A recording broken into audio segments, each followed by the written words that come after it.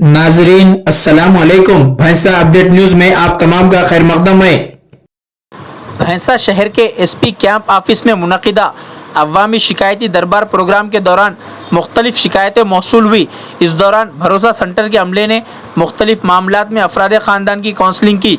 ज़िले Nirmal SP doctor Janaki Sharmila IPS ने बताया कि भरोसा सेंटर के तजुर्बेकार सलाहकारों ने मुख्तलिफ मामलात में अवाम के मसाइल और परेशानियों को हल किया, जिस पर मुतासरा के अहले खाना ने खुशी का इजहार किया।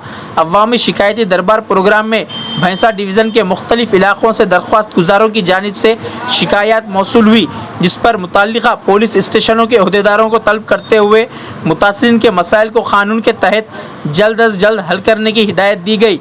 इस प्रोग्राम में Bhainsa ASP Avinash Kumar IPS, town circle inspector Gopinath, Mudhol circle inspector Mallesh, Bhainsa town SI Srinivas Yadav, भैंसा रूरल एसआई शंकर, खातून एसआई सुप्रिया, भरोसा सेंटर स्टाफ ज्योति, सिरेशा, कैंप इंचार्ज रघुवीर व दीगर मौजूद थे।